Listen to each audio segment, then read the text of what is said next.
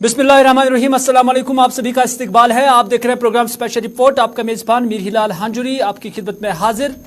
नाज़रीन, आज भी मुख्तलिफ खबरें आया चाहती हैं, लेकिन शुरुआत करते हैं सोपोर की उस खबर से जहां पर आज एक और जिससे इल्ज़ाम है कि वो मिलिटेंट है, सरहद पार रह रहे हैं, उनकी मिल्कियत को अटैच किया गया है।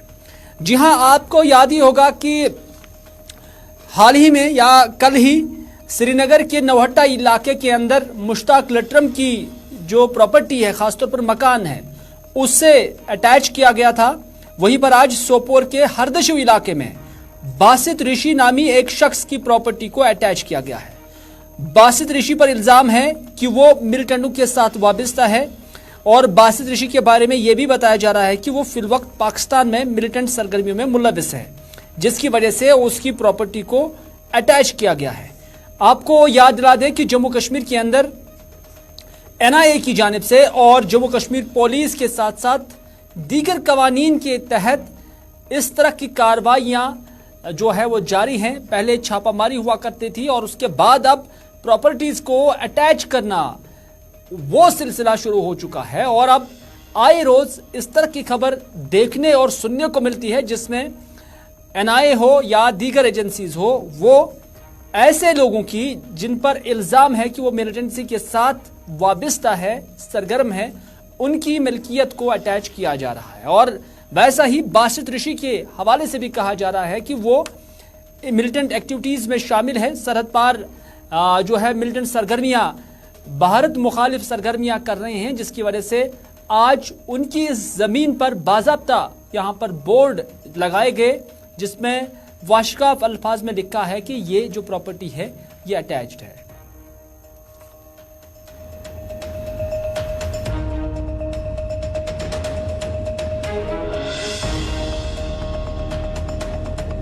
NIA यानी कि नेशनल इन्वेस्टिगेशन एजेंसी की तरफ से छापामार कार्रवाई लगातार जारी है, चाहे हम सेंट्रल कश्मीर की बात करें या साउथ कश्मीर की बात करें या हम नॉर्थ कश्मीर के हवाले से बात करें। क्योंकि आपको याद होगा कल ही श्रीनगर के नौहट्टा इलाके में मुश्ताक अहमद जरकर के घर पे जो है छापामार कार्रवाई की गई। हालांकि उसकी जो प्रॉपर्टी है उसको अटैच्ड किया गया और ये बताया जाता है ये आउटफिट मिलिटेंट जो तंजीम है उसके साथ वाबस्तगी थी। और बाज़ाब्ता तौर पर जो आज दूसरी खबर जो है निकल के सामने आई है, सोपोर के हरदशु इलाके में जो कि बासित ऋषि उसका नाम बताया जाता है, उसके घर पे जो है छापामार कार्रवाई की गई NIA की तरफ से। हालांकि देखा जाए वहाँ पे जो उसकी प्रॉपर्टी है उसको सील किया गया, उसको बाज़ाब्ता तौर पर अटैच्ड किया गया। इस वक्त सोपोर के इस हरदशु इलाके में जो है जिस प्रॉपर्टी को जो सील किया गया NIA की तरफ से, फिलहाल जो है जांच लगातार जारी है। कितनी वहाँ पे जो है रिकवरियाँ और भी हुई हैं, चाहे हम दस्तावेज़ों की बात करें, हालांकि वो इस सर्च ऑपरेशन के बाद ही पता चलेगा। फिलहाल ये जो बड़ी खबर जो है आज सुबह सवेरे जो है निकल के सामने आई है, सोपोर के इलाके में जो बासित ऋषि के घर पे जो है जिसकी जो प्रॉपर्टी है वो सील किया गया, उसको अटैच्ड किया गया। और वहाँ के जो इसके गाड़ियाँ थी, चाहे हम 4 व्हीलर की बात करें या 2 व्हीलर की बात करें, उसको भी जो है अपने तहवील में लिया है। फिलहाल इस वक्त जो है सर्च ऑपरेशन बड़े पैमाने पे जारी है। बारामूला सोपोर से मैं। अगली खबर में बात करते हैं IG CRPF की, MS भाटिया की, जिन्होंने आज साउथ कश्मीर के अंदर जो एक वॉलीबॉल प्रोग्राम के अंदर मौजूद थे और उसके बाद उन्होंने अकलियतों का जिक्र किया। MS भाटिया ने कहा कि हमारी कोशिश है कि जितनी भी अकलियतें खासतौर पर साउथ कश्मीर के अंदर हैं उन्हें तहफ़्फ़ुज़ दिया जाए। हम उनके साथ राब्ते में हैं, यानी हम अकलियतों के मेंबरान के साथ राब्ते में हैं और हम यकीन दहानी करा रहे हैं कि हम उनका तहफ़्फ़ुज़ यकीनी बना रहे हैं, ये MS भाटिया ने कहा। उन्होंने कहा, उनसे सवाल पूछा गया कि जम्मू कश्मीर में मिलिटेंटों की, एक्टिव मिलिटेंटों की तादाद कितनी है। उन्होंने कहा कि मिलिटेंटों की तादाद बताना बहुत मुश्किल है, अलबत्ता इसमें उतार चढ़ाव आता ही रहता है, ये MS भाटिया ने कहा है। हमने जितनी भी माइनॉरिटी पिकेट्स हैं हमारी CRPF की, उनको लगातार हम लोग दौरा भी करते हैं, अलर्ट भी करते हैं और हमारा ये प्रयास रहता है कि जितनी भी माइनॉरिटीज़ हैं साउथ कश्मीर में उनको हम सुरक्षित रखें। इसके लिए लगातार उनसे हम लोग संपर्क में भी रहते हैं और पुख्ता इंतज़ाम उनकी सुरक्षा के हम मुकम्मल करा रहे हैं, इसका मैं यकीन दिलाना चाहता हूँ और उनकी सुरक्षा हर हाल में की जाएगी। देखिए, ये कहना मुश्किल है, ये संख्या जो है वो घटती बढ़ती रहती है। अभी 2-3 दिन पहले ही तो बहुत ही एक्टिव जो लोकल टेररिस्ट थे आकिब और एजाज, वो एनकाउंटर में मारे गए। तो लगातार फोर्सेस हावी हैं और उसके जो नतीजे हैं वो भी सबके सामने आ रहे हैं। ये डिसीजन भारत सरकार का है। भारत सरकार जैसा हमें रोल देगी उस हिसाब से हम काम करेंगे। वर्तमान में भी जो रोल है। बात पीडीपी सदर महबूबा मुफ्ती की, जिन्होंने आज ट्वीट किया है। दरअसल एक खबर जो है वह अखबार की सुर्खी बनी हुई थी, जिसमें लिखा हुआ था कि कुछ मुलाजमीन को नौकरियों से बरतरफ किया गया है और उनकी लिंक्स मिलिटेंसी के साथ बताई जा रही है। और उसी खबर को रिट्वीट करते हुए पीडीपी सदर महबूबा मुफ्ती ने जो ट्वीट में लिखा है, उन्होंने कहा, जो अंग्रेजी में ट्वीट लिखा हुआ है हम उसका जो है उर्दू ट्रांसलेशन आप तक पहुंचाने की कोशिश करेंगे। उन्होंने कहा कि मिलिटेंसी से लड़ने के नाम पर सरकारी मुलाजमीन को मनमानी तरीके से बरतरफ कर दिया जाता है। यानी मनमानी तरीके से ऐसे लोगों को नौकरियों से सुबुकदोश किया जाता है, बरतरफ किया जाता है और घर वालों को कानूनी तरीका से फायदा उठाने का कोई मौका फराहम किए बगैर मुंसलिक कर दिया जाता है। यानी जो मकान आज मिलिटेंटों की, जो पुलिस दावा करती है कि मिलिटेंटों की मकान है, इमलाक है या जो मिल्कियत है, उसे अटैच किया जा रहा है, लेकिन महबूबा मुफ्ती कहती है कि ये घर वालों को कानूनी फायदा उठाने की इजाजत भी नहीं दी जाती है, कोई मौका फराहम नहीं किया जाता है, लेकिन ऐसी प्रॉपर्टीज को अटैच किया जाता है। और उन्होंने कहा कि यह बेगुनाह खानदानों के लिए इज्तिमाई सजा है और इनकी जिंदगियां अजीरन कर देती है। उन्होंने कहा कि इससे जो बाकी फैमिलीज है, हो सकता है कि किसी घर में कोई मिलिटेंट हो, लेकिन जब उसकी जो मिल्कियत है वो उसके नाम पर ही नहीं है, उनके वालिदैन पर है, तो फिर उन्हें भी गुनागू मुश्किलात से जूझना पड़ता है, परेशानियों का सामना करना पड़ता है। ये महबूबा मुफ्ती का ट्वीट है। लेकिन महबूबा मुफ्ती यहां पर ही नहीं रुकी। महबूबा मुफ्ती ने एक और ट्वीट किया है।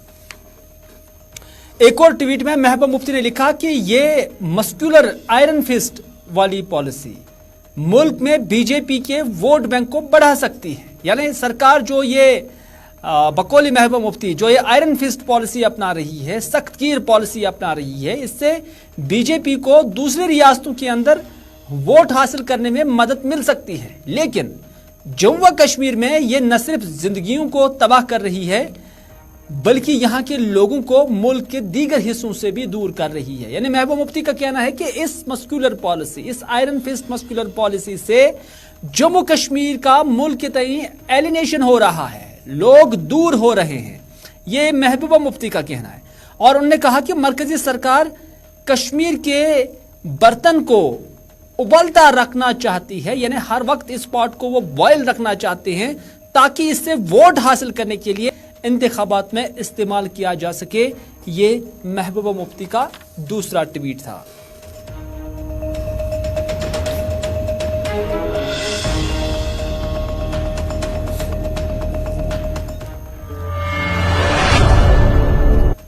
इधर श्रीनगर के अंदर आज पीडीपी का एक कन्वेंशन था और इस कन्वेंशन में पीडीपी के सीनियर लीडर जो है वो यहां पर मौजूद थे। डॉक्टर महबूब बेग भी यहां पर मौजूद थे और आसिया नक्काश भी यहां पर मौजूद थी। इस मौके पर डॉक्टर महबूब बेग ने तकरीर के बाद मीडिया नुमाइंदों के साथ भी बात की और उन्होंने कई एक चीज़ों का जिक्र किया और ख़ासतौर पर उन्होंने पीस इनिशिएटिव का जिक्र किया। उन्होंने कहा कि पीस इनिशिएटिव अटल बिहारी वाजपेयी का प्रोग्राम था, उनकी पॉलिसी थी, लेकिन मौजूदा सरकार ने, यानी जो आज नरेंद्र मोदी की सरकार है, उन्होंने उसके अगेंस्ट काम किया। डॉक्टर महबूब बेग ने मजीद क्या कुछ कहा, उन्हीं की जुबानी सुनते हैं। जम्मू कश्मीर पीस इनिशिएटिव, अगर जम्मू कश्मीर पीस इनिशिएटिव वाजपेयी जी का कंट्रीब्यूशन है तो आपने तो उसके रिवर्स कर दिया। तो हम पे क्यों आप जुल्म पे जुल्म डाल रहे हैं? अब देखिए, लेफ्टिनेंट गवर्नर साहब की बात कीजिए। आपने सुना होगा जख्मों पे नमक छिड़कना जिसको बोलते हैं। एक तो ऑलरेडी हम तकलीफें सह रहे हैं, ये के बाद दीगरे हमारी सियासी, इक्तिसादी, समाजी हर एस्पेक्ट पे हमारे हमले हो रहे हैं। दूसरा, एलजी साहब कहते हैं जम्मू कश्मीर के लोग आईपैड यूज करते हैं, जम्मू कश्मीर के लोग आईफोन्स यूज करते हैं, वीडियो गेम्स खेलते हैं, तो प्रॉपर्टी टैक्स क्यों नहीं देंगे? पहले तो उनको खुश होना चाहिए कि एक हिस्सा है पूरे मुल्क में जहां पे लोगों की इतनी बाइंग कैपेसिटी है, उनको तो कंग्रेचुलेट करना चाहिए, हमको खुश होना चाहिए एक रियासत है। और उसके बाद आईपैड जो लाख 2 लाख 1.5 लाख का मोबाइल फोन है, वो कितने जम्मू कश्मीर के लोगों पे है? एलजी साहब ने कभी देखा है? और आपने कहा था हम गरीब और अमीर की, उसमें भी आपको मैं बताऊंगा, जब ये कहते हैं गरीब को नहीं छेड़ेंगे तो आप हैरान हो जाएंगे, क्योंकि नेशनल लेवल पे गरीब का जो डेफिनेशन है वो है कि जिसके सर के ऊपर छत न हो और ज़मीन न हो। मगर state of Jammu and Kashmir में प्रोग्रेसिव लीडरशिप थी, जहां लैंड रिफॉर्म्स हुए, जहां इक्वल डिस्ट्रीब्यूशन ऑफ लैंड हुआ, जब क्या नाम है जागीरदारों का राज था, और वो उनको कहा गया आप 182 कनाल रख लीजिए, बाकी काश्तकार को देंगे, जमींदार को देंगे। उस वक्त इतनी अर्बनाइजेशन नहीं हुई थी, 70-75% लोग जो थे वो गाँव में रहते थे, और श्रीनगर में अपना था, कालीन बाफी थी, पेपर माशी थी, अपने स्किल्स थे।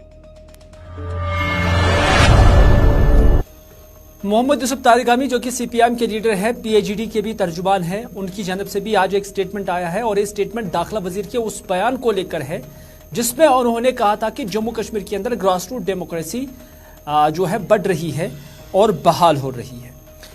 इसी पर मोहम्मद यूसुफ तारिगामी ने जो रिएक्शन किया, उन्होंने कहा कि दाखिला वजीर ने दावा किया है कि पहली बार ग्रास रूट डेमोक्रेसी को जम्मू कश्मीर में बहाल किया गया है। तारिगामी का कहना है कि हकाइक ये हैं कि साल 2019 के बाद, यानी 5 अगस्त जब एब्रोगेशन ऑफ आर्टिकल 370 हुआ, उसके बाद अगर यही जमहूरियत है तो ये हमारे साथ नाइंसाफी होगी, क्योंकि ये वाहिद खित्ता है मुल्क का जहां असेंबली अभी नहीं है। नंबर 1, उन्होंने ये भी कहा कि यहां पहले, यानी उन्होंने ये दाखिला वजीर के हवाले से कहा कि दाखिला वजीर ने यह भी कहा है कि पहले यहां 90 MLAs हुआ करते थे, 6 MPs हुआ करते थे, और अब यहां 30,000 के करीब पंच, सरपंच और म्यूनिसिपल मेंबरान हैं। मैं कहना चाहता हूं, तारिगामी साहब कहते हैं कि मैं कहना चाहता हूं कि यह झूठ है कि यहां पहली बार पंचायती इंतखाबात हुए। यहां साल 2001 में भी पंचायत इलेक्शन हुए, यहां साल 2011 में भी पंचायत इलेक्शन हुए, और यहां साल 2018 में भी इंतखाबात हुए। यहां साल 2019 के बाद पहली बार पंचायत इलेक्शन नहीं हुए हैं, ये उन्होंने करेक्ट कराने की कोशिश की है। तारिगामी ने यह भी कहा कि हां, अगर ये अब ये मॉडल है तो क्या इससे, यानी इस मॉडल को मुल्क के दूसरे हिस्सों में भी लागू किया जाएगा। एक सवाल था तारिगामी का कि अगर वाकई ये मॉडल है, जम्मू कश्मीर को आपने डेमोक्रेसी के विज़ा-विज़ मॉडल बना दिया है, तो फिर क्या इस मॉडल को मुल्क के दूसरे रियासतों, खासतौर पर गुजरात में भी लागू किया जा सकता है? ये उन्होंने कहा कि स्टेट को डाउनग्रेड करना, कमतर करके यूटी बनाना, अगर आप कल इसे गुजरात के अंदर इरादा रखते हैं करने की, तो लोगों का रद्द-ए-अमल क्या होगा? यह तारिगामी ने कुछ सवालात दाखिला वजारत या दाखिला वजीर के नाम छोड़ दिए हैं। ये कल ही होम मिनिस्टर ऑफ इंडिया ने खिताब किया कश्मीर और गुजरात यूनिवर्सिटी से ताल्लुक़ रखने वाले एक, और ये कहा कि अब कश्मीर में ख़ास तौर पर जमहूरियत का बोलबाला है, और उनका ये भी कहना है कि पहली बार ग्रास रूट लेवल पर डेमोक्रेसी को बहाल किया गया जम्मू कश्मीर में। हकाइक क्या है? हकाइक ये हैं कि 2019 के बाद, 5 अगस्त के बाद, 6 अगस्त के बाद, अगर यही जमहूरियत है जिसका आज चर्चा है, होम मिनिस्टर साहब कर रहे हैं, तो मेरे ख्याल में ये बड़ी नाइंसाफ़ी होगी। हमारे साथ तो है ही, पूरे अवाम के साथ, मुल्क के अवाम के साथ भी। क्या ये हकीकत नहीं है कि 2019 के बाद आज तक, बल्कि 2018 के बाद आज तक जम्मू कश्मीर एक वाहिद खित्ता है जहां असेंबली नहीं है। और उनका कहना है पहले यहाँ 90 MLAs थे और 6 पार्लियामेंट मेंबर थे, और उसके बाद अब यहाँ जम्मू कश्मीर में 30,000 के करीब पंचायत मेंबर, सरपंच और म्यूनिसिपल कमेटी के मेंबरान हैं।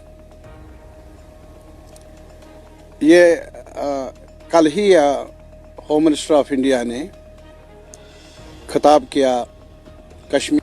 मैं सिर्फ ये अर्ज करना चाहता हूं कि पहले ये गलत है क्या ऐसा पंचायती चुनाव, लोकल बॉडीज के चुनाव पहली बार हुए। हकाइक ये है कि 2001 में भी यहाँ चुनाव हुए, उसके बाद 2011 में भी चुनाव हुए और फिर 2018 में भी चुनाव हुए। 2020 में क्या हुआ? जब 2019 के बाद पहली बार 2020 में जो खाली जगहें थी जिन पर इलेक्शंस नहीं हुए थे इन इदारों में, वहां इलेक्शंस कायम किए गए। ये तोहफा अगर है जम्मू कश्मीर के आवाम के लिए, ये तोहफा 5 अगस्त 2019 के बाद नहीं, बल्कि ये तोहफा हमें पहले भी नसीब था। जांच करने की जरूरत है। और इसके अलावा मैं सिर्फ होम मिनिस्टर साहब से ये कहना चाहूंगा, क्या आप यही नक्शा जो जम्मू कश्मीर का बना है 5 अगस्त के बाद, ये नक्शा आप पूरे मुल्क में कायम करना चाहते हैं? यही मॉडल है आपका जो आपने वज़ा किया है पूरे मुल्क के लिए, गुजरात के लिए, बाकी रियासतों के लिए? अगर बाकी इलाकों में पंचायती चुनाव हुए। नाज़रीन, अब बात करते हैं बीजेपी की उस सेलिब्रेशन की। हालांकि मुल्क में पहली एक जगह है कश्मीर जहां पर मुल्क के अंदर कहीं पर भी अगर बीजेपी जीतती है तो उसका जश्न जरूर जम्मू कश्मीर के अंदर होता है। और यही जश्न आज बीजेपी के जो हेडक्वार्टर है श्रीनगर के अंदर, वहां पर भी देखा गया। और अली मोहम्मद खटाना यहां पर खास मेहमान के तौर पर मौजूद थे और उन्होंने भी बीजेपी वर्करों के साथ जो है इस खुशी के लम्हों को यहां पर सेलिब्रेट किया है।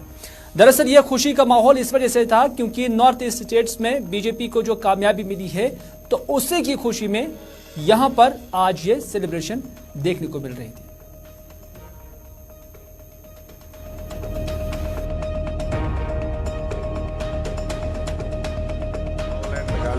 त्रिपुरा में भारतीय जनता पार्टी की जो जीत है, ये देश के जो भारत के जो अवाम है वो अभी नरेंद्र मोदी जी को के नेतृत्व को, उनकी लीडरशिप को, उनकी रहनुमाई को, उनके विजन को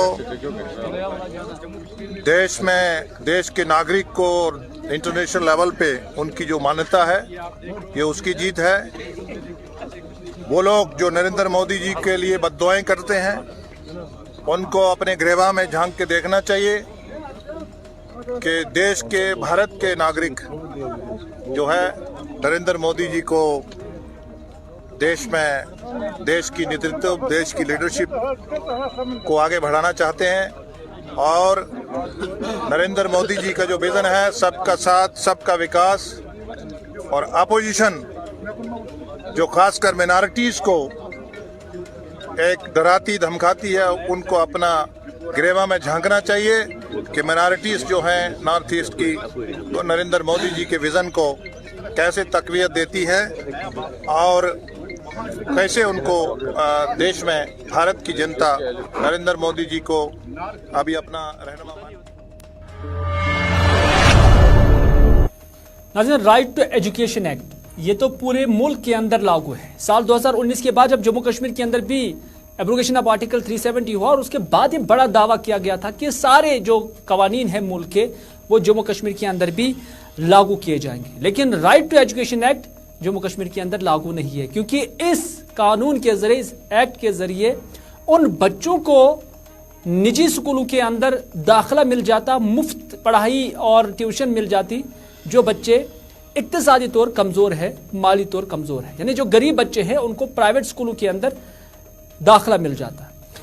जी अनवार जो कि प्राइवेट स्कूल एसोसिएशन के प्रेसिडेंट हैं, उन्होंने गुलिस्तान न्यूज़ के साथ बात की। उन्होंने कहा कि साल 2019 को 5 अगस्त के बाद दावा किया गया था कि राइट टू एजुकेशन एक्ट का फ़ायदा जम्मू कश्मीर के लोगों को मिल जाएगा, जिसके तहत प्राइवेट स्कूलों में भी 25% बच्चों को मुफ्त तालीम देनी ज़रूरी थी।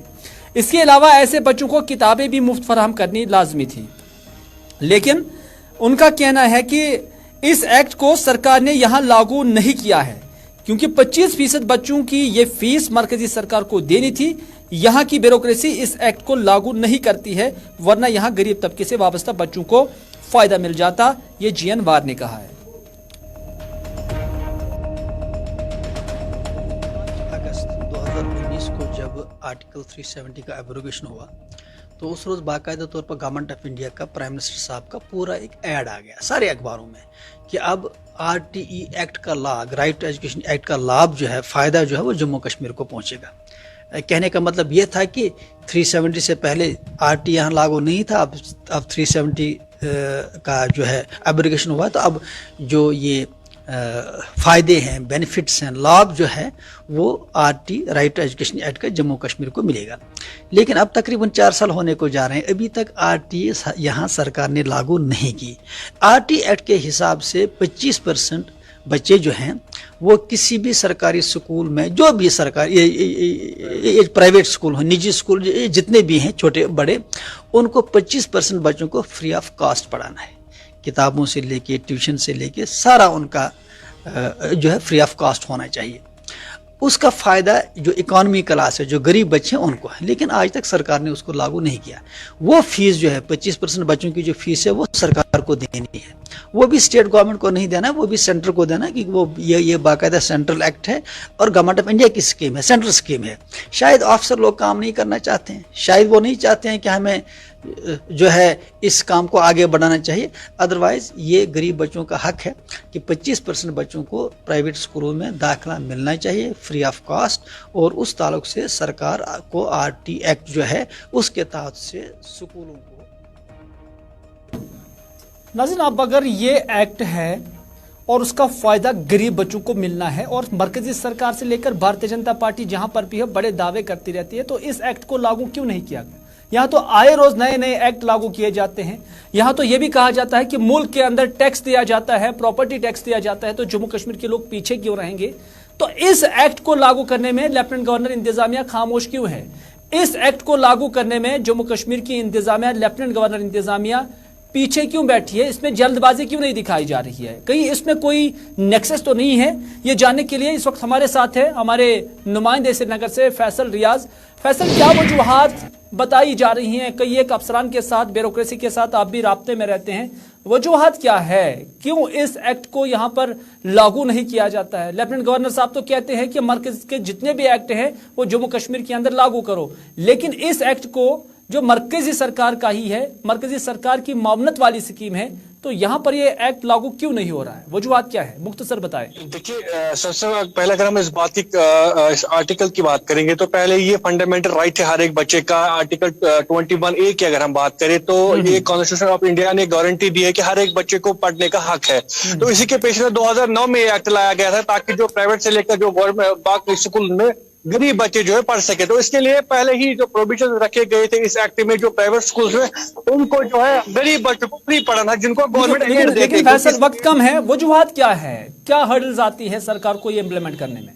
देखिए, जो खबरें हमारे पास आ रही है सोर्सेज के हवाले से कि जो यहाँ के कुछ बड़े नाम वाले स्कूल है वो इस एक्ट को लागू करने नहीं देते, क्योंकि अगर वो ये एक्ट लागू होता है तो उनके स्कूल में जो आज बच्चों को 3,000-4,000 मंथली पे करना पड़ता है, लेकिन गवर्नमेंट उनको इतना पे नहीं देगी। वो इनको 1,100 रुपए या 1,000 या 1,500 रुपए के करीब देगी, जो कि उनका नुकसान हो जाएगा। तो मेन रीजन यही है कि जो बड़े स्कूल है यहाँ पे, जिनको एड भी मिलता है गवर्नमेंट की तरफ से, लेकिन उसके बावजूद भी वो गवर्नमेंट प्रेशर बना रही है कि आप एक्ट लागू न करें। जबकि 2019 के बाद जम्मू कश्मीर एप्लीकेबल बना हुआ है इस एक्ट को लागू करने के लिए। तो कुल मिलाकर आप देख सकते हैं, जो राइट है एक गरीब बच्चे का भी वो पढ़ सकता है, लेकिन उसको आप कुछ लोग जो इम्पोज नहीं करने चाहते। बिल्कुल हमारे नाज़रीन भी समझ गए हैं कि आखिर में ये खेल क्या है। ये नेक्सस है हमारी ब्यूरोक्रेसी, जो अपने आप को बहुत ट्रांसपेरेंट कहती है।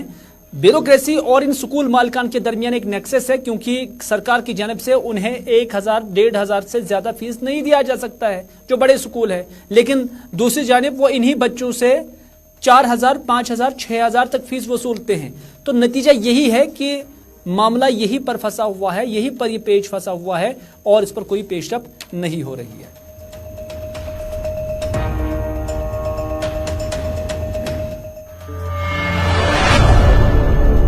तो नाज़रीन, आज के स्पेशल रिपोर्ट में बस इतना ही। अपने मेजबान को दीजिए इजाजत इस वादे के साथ कि अगर जिंदगी रही तो आपसे फिर होगी मुलाकात। तब तक के लिए खुदा हाफिज, फी अमान अल्लाह।